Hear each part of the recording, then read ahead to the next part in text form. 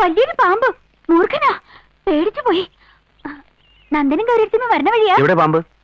തൊടിയില്. ഞാൻ പറഞ്ഞിട്ടില്ലേ തൊടിയിലൊന്നും ഇറങ്ങി നടക്കണ്ടെന്ന്. മത്തൻ വെളിയില്ലേ മത്തൻ, എത്ര വലുതായി നോക്കാൻ പോയതാ ഞാൻ. അച്ഛനും വേണു ഇവിടെ? വേണുട്ടും കോളേജിന് വന്നിട്ടില്ല. അച്ഛന്താ അപ്പുറത്തെ വീട്ടിലേക്ക് പോയതാ. വീട്ടിനകത്തും പേടിപ്പിക്കുന്ന ജീവികളെന്നെന്താ? പൂച്ച, എട്ടുകാലി, ഇന്നാളുണ്ട് അടുക്കളയിൽ ഒരു പോക്കാച്ചി തവള. ദാ ഇത്രയുണ്ട്. അതൊക്കെ എല്ലായിടത്തും ഉള്ളതല്ലേ. അമ്മ വലിയ വീട്ടിൽ വളർന്നോണ്ട് തോന്നതാ. കുറച്ചു കഴിഞ്ഞ എല്ലാം ശരിയാവും. എവിടെ ശരിയാവാനാ? ഓരോ ദിവസം പുതിയ പുതിയ പേടികളാ.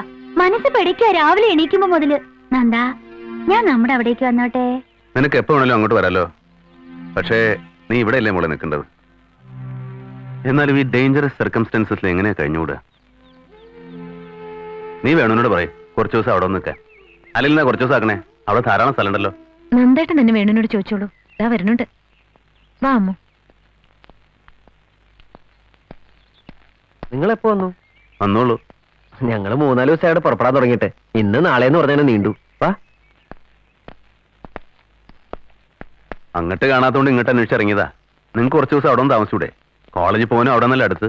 അപ്പൊ ഇവിടേക്ക് ആര് നോക്കും? അമ്മൂനും ഇവിടെ പിടിക്കണ്ടാവില്ല. ഓരോ ദിവസം ഓരോ പേടികളാ. ആദ്യം കുറച്ചു ദിവസത്തിന് പ്രയാസം ഉണ്ടായിരുന്നു. അത് ആർക്കായാലും ഉണ്ടാവില്ലേ? ഇപ്പൊക്കെ ശരിയായി.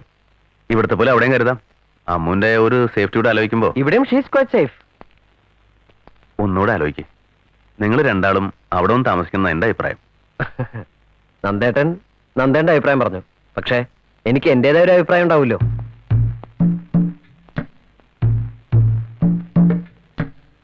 രാവിലെ ഇറങ്ങിയത് അമ്മൂ വേണു. എന്താ ഇത്ര വൈകണോ? കുട്ടികളുടെ കല്യാണം കഴിഞ്ഞ അങ്ങനെ തന്നെയാ. ഓരോരുത്തരും അവരവരുടെ വഴി നോക്കി പോകും. അതിന് തന്നെയാണല്ലോ അവരെ കല്യാണം കഴിപ്പിച്ചു വിട്ടിരിക്കണേ. അല്ലെങ്കിൽ ഇത് മാഷയുടെ പിറന്നാളായിട്ട് ഉച്ചയ്ക്ക് അച്ഛൻ്റെ കൂടെ ഊണ് കഴിക്കാനും കൂടി നിൽക്കാണ്ട് പുറത്തു പോവോ? ഈ രാധ ഉള്ളത് കൊണ്ട് ഞങ്ങൾക്ക് കുറച്ച് പായസം കിട്ടി. അതവൾ ഓർമ്മിച്ചു കൊണ്ടുവന്നല്ലോ. മക്കളെ കണ്ടും മാമ്പു കൊണ്ടും കൊതിക്കല്ലേ എന്നൊരു ചൊല്ല് കേട്ടിട്ടുണ്ട്. ഏയ്, ഒരു ചൊല്ലിലും കൊതു വന്നിട്ടില്ല. അവർക്ക് ഇന്നല്ലേ ഒരു ഒഴിവുള്ളൂ. ഞാൻ പോണു. അമ്മ അന്വേഷിക്കുന്നുണ്ടാവും.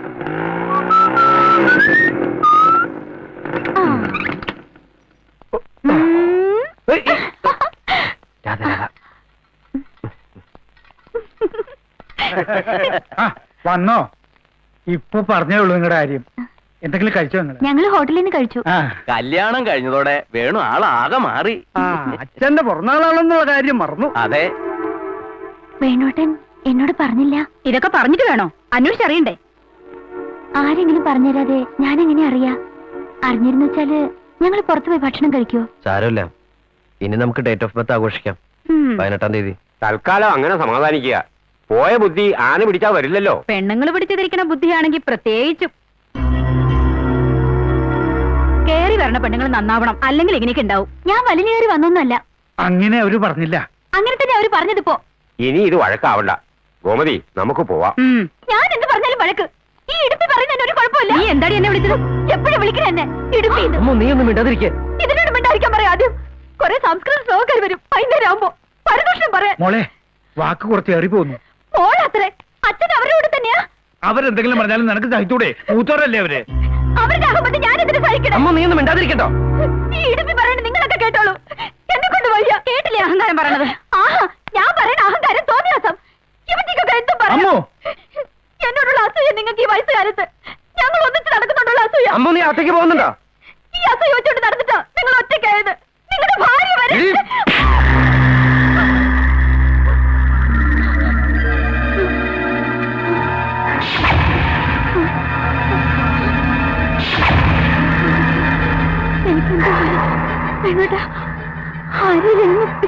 നന്ദ, നന്ദന, നന്ദ.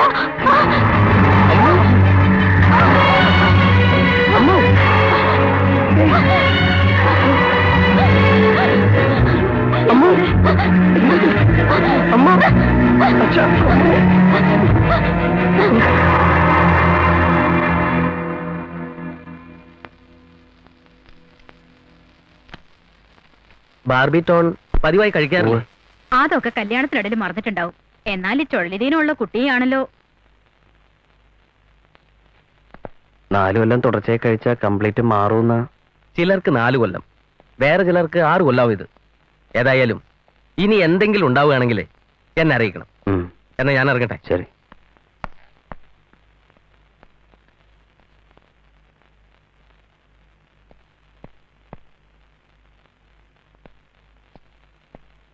വേണു, സുഖമില്ലാത്ത കുട്ടിയാണ് അമ്മൂന്ന് നിനക്ക് നേരത്തെ അറിയായിരുന്നു അല്ലേ?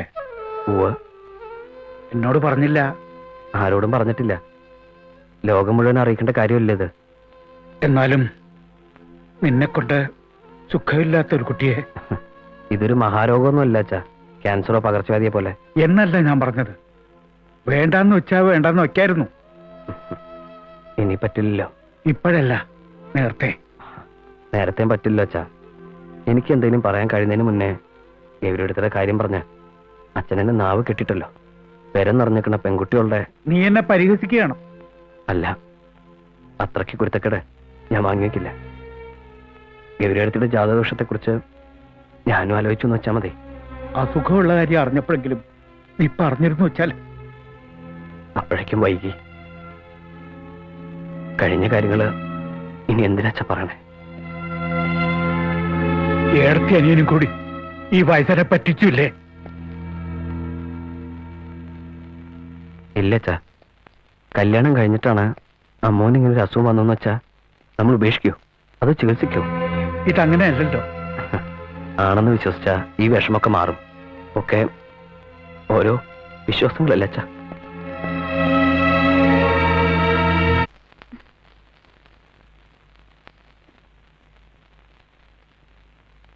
വേണുട്ടിനവിടെ ഡോക്ടറെ പറഞ്ഞയക്കാൻ പോയതാ, ഇപ്പൊ വരും.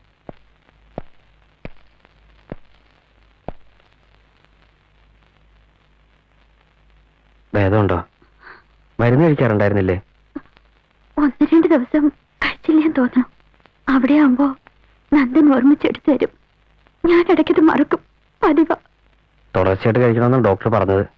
ഇതൊക്കെ അവനവൻ ഓർമ്മിച്ച് ചെയ്യേണ്ട കാര്യങ്ങളല്ലേ? എന്താണാവോ എനിക്ക് ഇടയ്ക്കിടയ്ക്ക് ഇങ്ങനെ വരണേ? പൂജയും പാട്ടും എത്ര കഴിച്ചു, മരുന്ന് എത്ര കഴിച്ചു. വേണുവേട്ടൻ എന്നോട് വെറുപ്പ് തോന്നുന്നുണ്ടാവും. ഏയ്, എന്താ ഇത്? സമാധാനായിട്ടിരിക്കെ. തല ചുറ്റി വീഴാൻ പോകുമ്പോ ആരും ഇല്ലാണ്ടാവണം തോന്നുക. വേണുട്ടാ, ഇങ്ങനെ ഞാൻ ദേഷ്യപ്പെടാൻ തുടങ്ങുമ്പോ 5 മിനിറ്റ് ക്ഷമിക്കോ, സഹിക്കോ, പിന്നെ ഒക്കെ ശരിയാവും. അല്ലാണ്ട് എന്നെ പിന്നെ ദേഷ്യപ്പെട്ടാല് ഞാൻ എന്താ ചെയ്യേണ്ടത് എനിക്കറിയില്ല. വേണട്ടാ, ഏയ്, ഒന്നും സാരമില്ലമ്മോ, കുഴപ്പമില്ല. അട്ടപ്പാടിന്ന് ഒരു ആദിവാസി വൈദ്യൻ ഇവിടെ ക്യാമ്പുണ്ട്. അയാൾ ഒരു ഒറ്റമൂലി തന്നു. ബാർബിറ്റോണും ഇതും കൂടി ആവുമ്പോ പച്ചമരുന്നിന് എന്തായാലും റിയാക്ഷൻ ഉണ്ടാവില്ല. ഗുണം ഉണ്ടായില്ലെങ്കിലും ദോഷം ഉണ്ടാവില്ലല്ലോ. അപ്പൊ ബാർബിറ്റോൺ നിർത്തിയോ? ഡോക്ടർ പറഞ്ഞ ഗുളിക കഴിക്കുന്നുണ്ട്. അത് ഞാൻ വൈദ്യനോടും പറഞ്ഞു. കേട്ടപ്പോ ഞാൻ ആകെ പരിഭ്രമിച്ചു പോയി. അമ്മോ, ഞാൻ ഇറങ്ങാ. ഗൗരി ഇങ്ങോട്ട് വരാൻ നിന്നതാ. ഞാനും നോക്കിയിട്ട് വരാന്ന് പറഞ്ഞു ഓടി പോകും. ആഹാ, ഇത്ര വേഗം പോവാ? നന്ദൻ പേടിക്കൊന്നും വേണ്ട, എനിക്കിപ്പോ ഒന്നുമില്ല, ഞാൻ ഉഷാറാ. അത് കേട്ടാ മതി എനിക്ക്. നീ എന്നാ ഇനി അങ്ങോട്ട് വരണേ? നിങ്ങൾ അങ്ങോട്ട് വന്നില്ലെങ്കിലും എനിക്ക് നിങ്ങളെ ഒന്ന് കാണാതിരിക്കാൻ പറ്റില്ലല്ലോ. ഞാൻ ഇടയ്ക്ക് വരാം. അച്ഛാ. എന്നാലും എന്റെ നന്ദസാറേ, ആ ശുദ്ധഗതിക്കാരുടെ ഇതൊന്നും വേണ്ടില്ലായിരുന്നു. കല്യാണം കഴിക്കാനും പ്രസവിക്കാനും പാടില്ലാത്ത ഈ പെൺകുട്ടിയെ ആ വേണുവിന്റെ തലയിൽ കെട്ടി വെക്കേണ്ട വല്ല കാര്യം ഇനി ഉണ്ടായിരുന്നു? അതൊക്കെ പറഞ്ഞിട്ട് എന്താ കാര്യം? നീ ഇങ്ങോട്ട് വാ. ആ അമ്മ പറയാനായിട്ട് നന്ദൻ വിഷമിക്കണ്ട.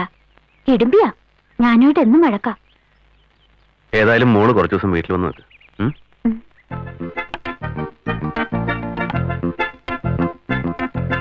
ഇങ്ങോട്ട് തരൂ, ഞാൻ അറിയാം. വേണ്ട, ഞാൻ ചെയ്തോളാം. തരൂ അച്ഛാ. ആ, നീ കൈ മുറിക്കും. ഒന്നുമില്ല.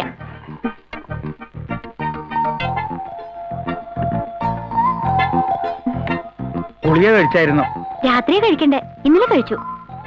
അച്ഛാ, ഞങ്ങളുടെ മുറിയുടെ മച്ചടിച്ചു വരാൻ ഒരാളെ വിളിക്കണം. അതിനെന്തിനാ ഒരാള്? നമുക്ക് തന്നെ ആയിക്കൂടെ? അയ്യോ വേണ്ട, അവിടെ നിറച്ച് പാറ്റയാ, വലുത്.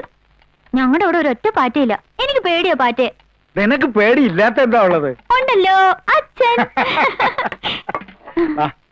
അമ്മൂന് ഇതൊക്കെ അറിയുവോ? കൊറേശ്ശെ. അവിടെ വെള്ളച്ചി അതൊക്കെ ചെയ്യാ. അടിച്ചു വാരലും തുടയ്ക്കലും ഒക്കെ. അടിച്ചു വാരാത്തോണ്ടാ ഇവിടെയൊക്കെ ഇത്ര പൊടി. ഇന്ന് രാവിലെ ഞാൻ തുമ്മി തോറ്റു.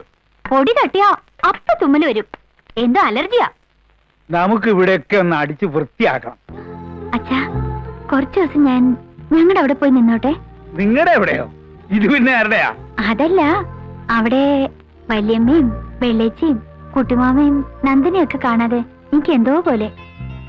അമ്മൂന് ഇവിടെ തീരെ പിടിക്കുന്നുണ്ടാവില്ല അല്ലേ? ഉള്ള സൗകര്യങ്ങളുമായിട്ട് പൊരുത്തപ്പെട്ടു പോവുകയാണ് വേണ്ടത്.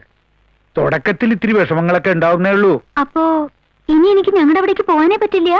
എപ്പോ വേണേലും പോകാലോ. അച്ഛാ, എന്നെ ഞങ്ങൾ കുറച്ചു ദിവസം അവിടെ പോയി നിൽക്കട്ടെ? നിന്നോളൂ, എനിക്ക് ഒരു വിരോധമില്ല. വേണോട്ടിന് വിരോധം ഉണ്ടാവും, സമ്മതിക്കില്ല. അല്ല, എനിക്ക് സമ്മതമല്ല. അച്ഛനോട് ഒറ്റയ്ക്കാക്കിട്ട് പോകാൻ എനിക്ക് സമ്മതമല്ല. അതൊട്ട് എന്നോട് പറയാൻ വേണ്ട. എന്റെ കാര്യമൊക്കെ നോക്കാൻ എനിക്കിപ്പോ ശേഷിയുണ്ട്. അതില്ലാതാവുമ്പോ മതിയല്ലോ. അച്ഛനൊന്നും പറയണ്ട. ഭാര്യ കൂടി താമസിക്കാൻ എന്നെ കിട്ടൊന്നുമില്ല. അങ്ങോട്ട് പോകാൻ തിടുക്കുള്ളത് ആർക്കാന്ന് വെച്ചാൽ പോവാം. ഇങ്ങനെ ദുരഭിമാനവും വെച്ച് നടക്കേണ്ട കാര്യമില്ല. അമ്മുവിന്റെ മനസമാധാനത്തിന് വേണ്ടി നിനക്കിതിന് ക്ഷമിച്ചാലെന്താ, സഹിച്ചാലെന്താ? എന്തൊക്കെ സഹിക്കണം ഞാൻ? ഇനി എന്തൊക്കെ സഹിക്കണം? ദേഷ്യപ്പെടാൻ വേണ്ടി പറഞ്ഞതല്ല മോനെ. അമ്മുവിന് ടെൻഷൻ കൊടുക്കാൻ പാടില്ലെന്ന് ഡോക്ടർ പറഞ്ഞത് നിനക്ക് ഓർമ്മയില്ലേ? ഞാൻ പറയണത് കേക്ക് വേണു. നിങ്ങൾ കുറച്ചു ദിവസം അവിടെ പോയി താമസിക്കും. എത്തിപ്പെടാൻ പറ്റാത്ത ദൂരത്തൊന്നും അല്ലല്ലോ. എപ്പോ വേണമെങ്കിലും ഇവിടെ വന്നു പോവാലോ. അവിടെ പോയി താമസിക്കുന്നത് എനിക്ക് ഒട്ടും ഇഷ്ടമല്ല. അതെനിക്കറിയാം, നീ അത് പറയുകയും ചെയ്തു. പക്ഷേ ഇഷ്ടമില്ലാത്ത എത്ര കാര്യങ്ങൾ ദിവസവും നമ്മൾ ചെയ്യുന്നു. ഇതിപ്പോ ഒരു ഗുണത്തിനല്ലേ ഒന്നും അല്ലെങ്കിലും.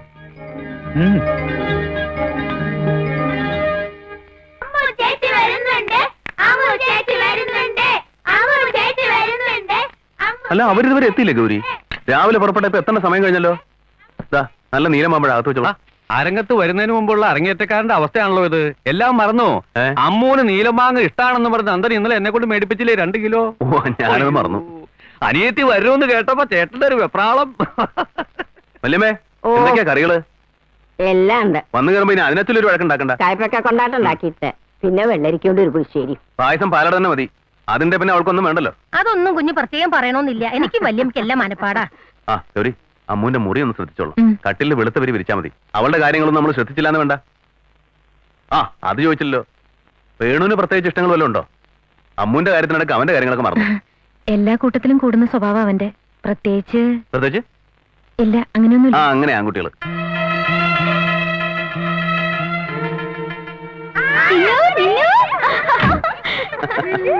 ആ, എല്ലാരും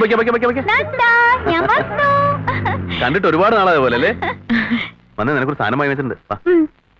വാ, ഇങ്ങോട്ടാ, ഞാൻ അകത്തോണ്ടേ വെക്കാം. പറ്റൂല്ലേ വെളുത്തി? ഞാനൊന്ന് പോയി നോക്കട്ടെ. വേണ്ട, നീ വെയിലത്ത് തൊടിയിലേക്കൊന്നും ഇറങ്ങണ്ട. അതിന് ഞാനൊന്ന് കാണട്ടെ നന്ദാ. പൈക്കുട്ടിയെ മൂരിക്കുട്ടിയെ വിളിച്ചേ. പൈക്കുട്ടിയെ മോളെ, അതിനും പുള്ളിയുണ്ട്. നീ വന്ന കാലം അങ്ങോട്ട് ഇങ്ങോട്ട് ഓടി നടക്കണ്ട. വാ, അകത്തേക്ക് വാ. ഈ വല്യമ്മ ഒന്നിനും സമ്മതിക്കില്ല. എത്തിയില്ലേ? എന്താ അങ്ങനെ വന്ന കാലം നിക്കണേ? ദക്ഷയാഗത്തിന് ചെന്ന് നന്ദികേശ്വരനെ പോലെ ഇരിക്കുക.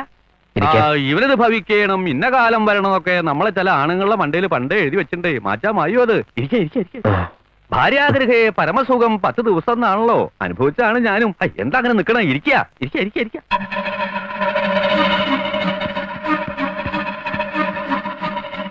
ആഹാ, നീ ഇവിടെ തന്നെ നിക്ക. വാ,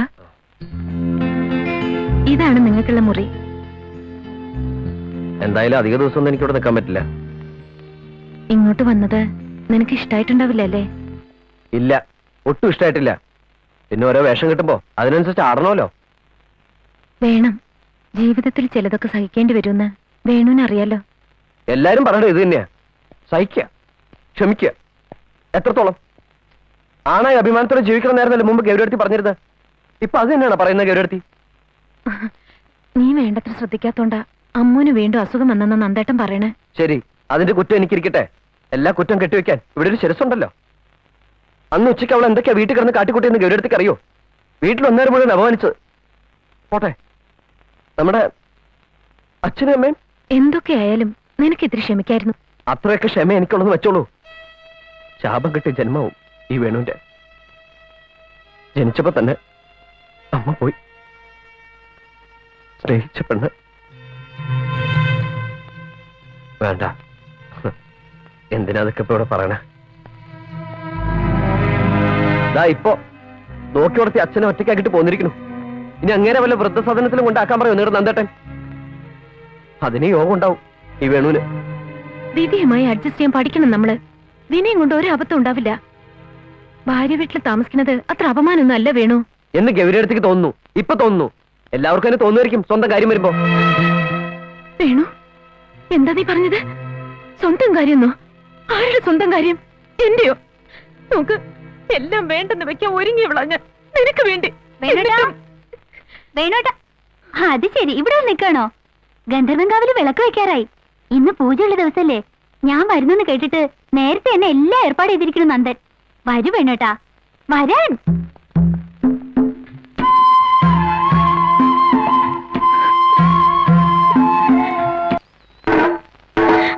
തുടങ്ങാറായില്ലേ പരമ? നന്ദൻ പറഞ്ഞല്ലേ തുടങ്ങാറായിന്ന്. വെളിച്ചപ്പാടും കുറുപ്പും വരണം. കൊട്ടാൻ പരമൻ റെഡിയാ. വേണോട്ടാ, ഇതാണ് വെള്ളച്ചി തലണ പരമൻ. ഈ പരമന് ചാരായി മാറ്റി കൊടുക്കുന്ന ഗന്ധർവന്മാരാ. അമ്മൂട്ടി വെറുതെ പറഞ്ഞതാ. ഞാനൊന്ന് മുങ്ങി കുടിച്ചിട്ട് വരാം. ഞാൻ പറയണല്ല, വെള്ളച്ചി പറയണ. ആ എന്താടാ ഉണ്ട ക്ലാസ് കുരിഞ്ഞിരിക്കുന്നേ? പിണക്കോ? ഇല്ല. വേണോട്ടാ, ഇതാണ് എന്റെ സാമ്രാജ്യം. ഇനി വേണോട്ടിന്റെ എല്ലാ കാര്യങ്ങളും നോക്കുന്നത് ഞാനാ. ഡ്രസ് അലക്ക, ചായ ഉണ്ടാക്കി തരിക, ഷൂ പോളിഷ് ചെയ്യാ ഒക്കെ. അത് നടന്നേനെ. ചായ ഉണ്ടാക്കാൻ കൂടി അമ്മൂച്ചിക്ക് അറിയില്ല. പൊടി, ഞാനതൊക്കെ അവിടുന്ന് പഠിച്ചു. അമ്മൂച്ചി, വെള്ളം തിളപ്പിച്ചിട്ടാണോ ചായപ്പൊടി ഇടുക, അതോ ചായപ്പൊടി ഇട്ടിട്ടാണോ വെള്ളം തിളപ്പിക്കുക? പൊടി